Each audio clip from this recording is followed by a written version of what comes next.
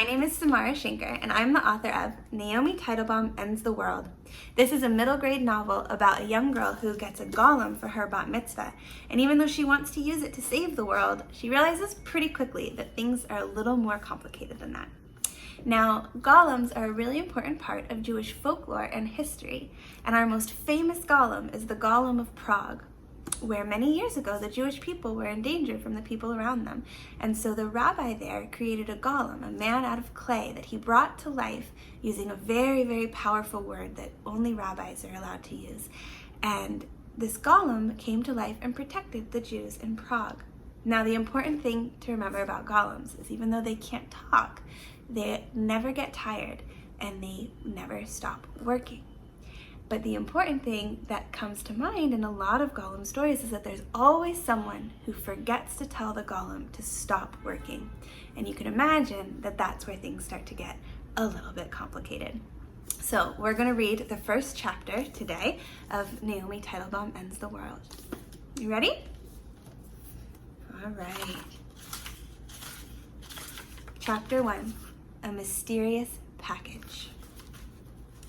The box was addressed to Miss Naomi Teitelbaum, which made Naomi feel very grown up. It came in the same batch of mail as a check for $36 from Naomi's Aunt Rachel, who was in Prague for the winter on a research trip, and a card from Naomi's great-uncle Irving, who was too old to fly from Florida to California by himself. Naomi's bat mitzvah was 3 weeks away, and the mail was practically all bat mitzvah related. Gifts, late RSVPs, decorations for the party. It wasn't that strange then that the box came addressed to Naomi. It was a little strange that there was no return address indicating who the box was from. But that happened from time to time with her older relatives sent things.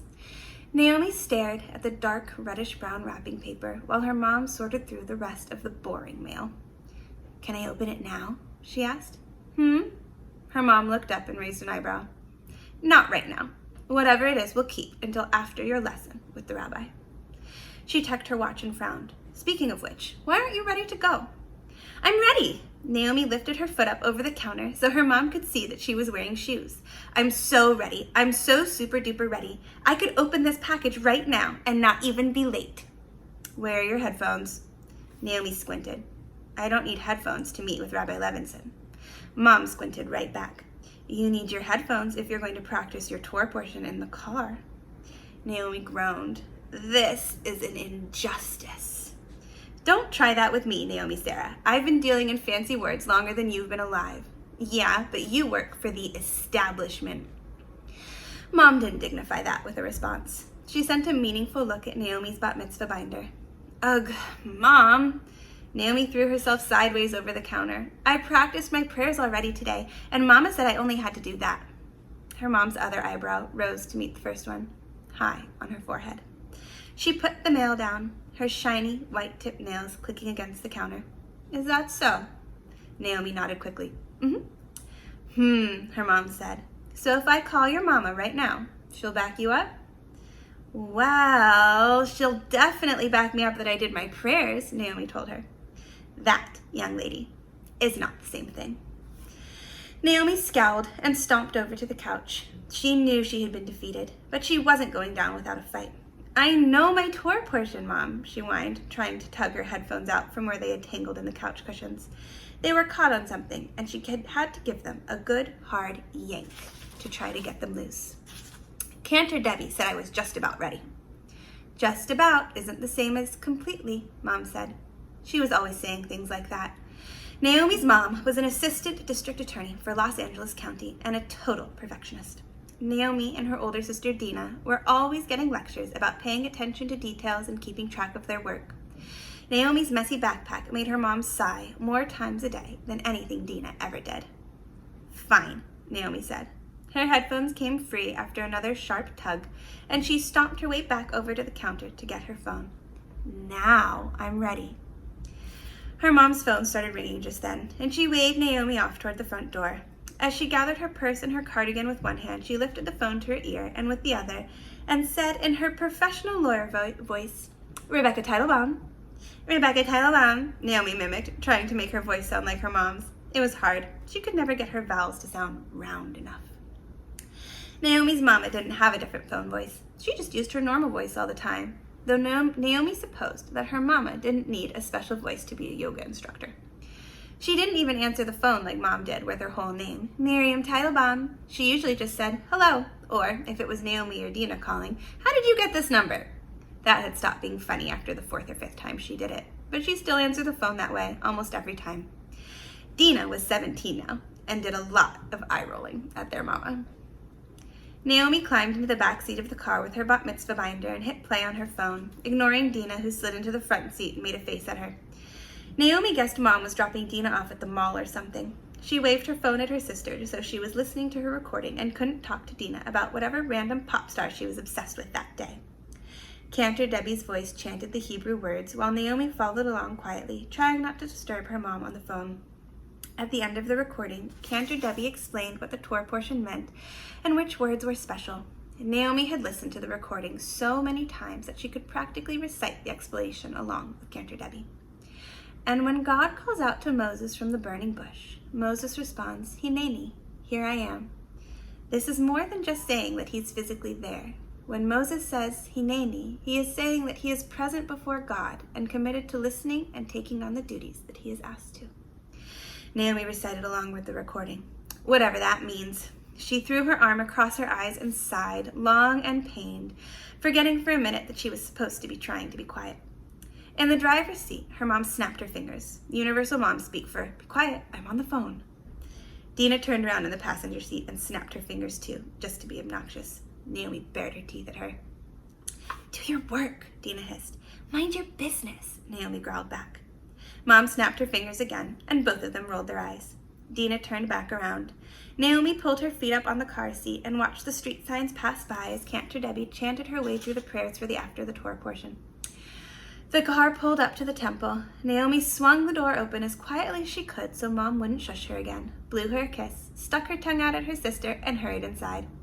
Mom had dropped her at the side entrance, which led right to Rabbi Levinson's office. He was at his desk, the office door wide open, and the giant beanbag chair that covered the half of Rabbi Levinson's office that wasn't behind his desk, a gift from the class a year ahead of Dina, freshly vacuumed and waiting for his next student. He looked up and waved as Naomi scooched her way inside and climbed up onto the beanbag. How are you today, Naomi? Rabbi Levinson asked. Naomi shrugged. Fine. I like your yarmulke. Rabbi Levinson patted the blue and green tie-dyed yarmulke that sat perched on his hair and smiled. It made him look very young. Well, not young, but much younger than Naomi's mom's, at least. Rabbi Levinson was in that puzzling grown-up age bracket that Naomi's best friend Becca Resnick liked to call pre-parental, in the same way, the same slightly condescending tone Mrs. Resnick said prepubescent. Naomi had known the rabbi since she was in kindergarten, and he had seemed old and wise when she was 5. But now that she was about to be 13 and was allowed to hear some of the gossip, she often heard her moms describe the rabbi to their friends as Dave, you know, the cute young rabbi at Beth Torah, which was weird and gross. She also knew that Dina and all her friends had crushes on him, which was weirder and grosser. Rabbi Levinson wasn't revolting, Naomi figured, eyeing him critically across the desk as he pulled out whatever book they would be discussing that day and his copy of Naomi's bat mitzvah speech. His hair was stylish and fluffy under his colorful yarmulke, and his glasses were cool and trendy without being hipster. He was tall and smiley, and Naomi knew he worked out because she saw him running by their house once in a while. But he was old. And anyway, you couldn't have a crush on a rabbi. Naomi's Hebrew school teacher had explained that Judaism didn't really approach sin in the same way other religions did, but Naomi was reasonably sure that it was probably considered a sin to have a crush on a rabbi. If it wouldn't be completely mortifying, she'd ask Cantor Debbie about it. As it was, Naomi just fidgeted as Rabbi Levinson held out his hands for her bat mitzvah binder. She passed it over. I've been working on my speech. The rabbi nodded encouragingly. That's good. What kind of stuff have you been thinking about? Naomi drummed her fingers on the desk. Well, Cantor Debbie says that the story is about taking responsibility. Sure. But Moses didn't really cause any of the stuff that happened, right? He was just born at the wrong time. Things got put on him. Sure, the rabbi said again. He never disagreed with his students, Naomi had learned. He just asked gentle questions until they figured out what he was aiming for. So then, why is it Moses' responsibility to free the slaves? Just because God asked him to? That doesn't seem fair. What do you think would be fair? I don't know. Couldn't God have just taken care of it? Rabbi Levinson nodded. Maybe. So why do you think he asked Moses? That's what I'm asking you, Naomi explained. That got her a laugh. No, that's what I'm asking you, said Rabbi Levinson. Naomi huffed.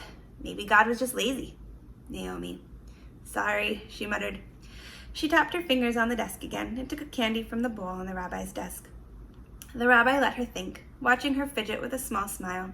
Finally, Naomi tucked the candy into her cheek and frowned, trying to remember all the discussions she'd had with the rabbi and Cantor Debbie over the last few months. Maybe because slavery is a problem between humans, and it wouldn't be fair or helpful if God just fixed it, because no one would actually learn anything. Like, the Pharaoh would never see that he'd been wrong, and that there were no consequences for that. What an excellent point, Rabbi Levinson said. So by using Moses as his messenger, God is helping his people learn to face their own mistakes and fix the things that are wrong instead of relying only on miracles. But they did rely on miracles, Naomi protested. At the end, Pharaoh changed his mind and they had to part the sea. And anyway, Pharaoh only let them go in the first place because of the plagues. Rabbi Levinson leaned his elbows on his desk. That's true. So why did God even bother trying to get Moses to solve it? Well, you have to try. Rabbi Levinson smiled, and Naomi groaned. All right, fine, she said. But still, why Moses? Why not? He'd already left. Did he feel good about the way he left? Probably not. So maybe Moses felt like he had to try too.